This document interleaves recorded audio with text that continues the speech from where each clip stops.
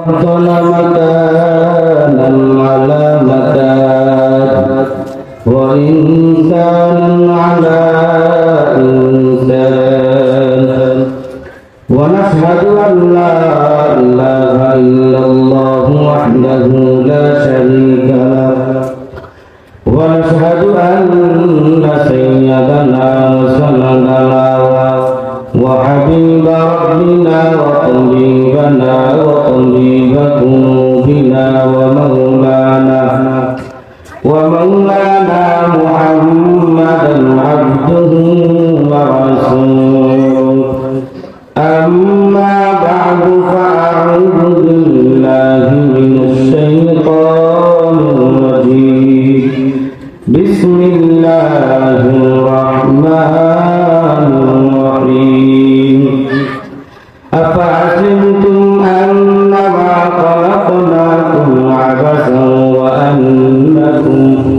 وأنكم إلينا لا ترجعون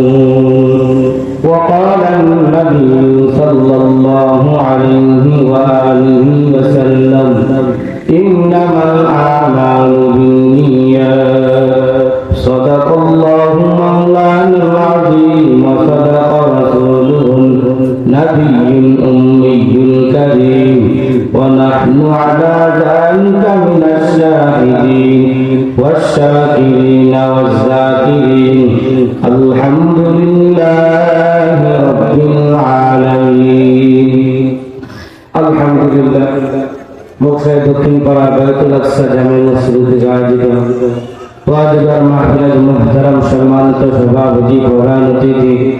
যে মহান রব্বুল আলামিন আমাদের এই বেহেশতের বাগানে কোরআন হাদিস থেকে কিছু কথা বলা আপনাদেরকে সম্মান মতো তৌফিক দান করেছেন সবাই শুকরিয়া আদায় করি আলহামদুলিল্লাহ ওই আল্লাহ পাক রব্বুল আলামিন প্রত্যেকটা মুমিন বান্দাকে আল্লাহ তাআলা মায়া করে দয়া করে বানাইছে সুন্দর করে বানাইছে আপনি আপনার দিকে তাকিয়ে দেখেন আপনার চেহারাটা কত সুন্দর করে বানাইছে আল্লাহ আমাকে কত সুন্দর করে বানাইছে শুধুমাত্র আল্লাহর ইবাদত করা আল্লাহর হুকুম পালন করা প্রত্যেকটা মানুষের ভিতরে পরিশুদ্ধ কলব আপনি দুনিয়াতে যত দামি হন না যত বড় হন না যত উচ্চ মানুষ হন না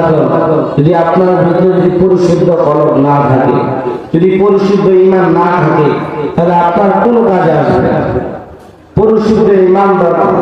পরিশুদ্ধ কলব থাকলে আপনি জান্নাত পেয়ে যাবেন আপনি টাকার মালিক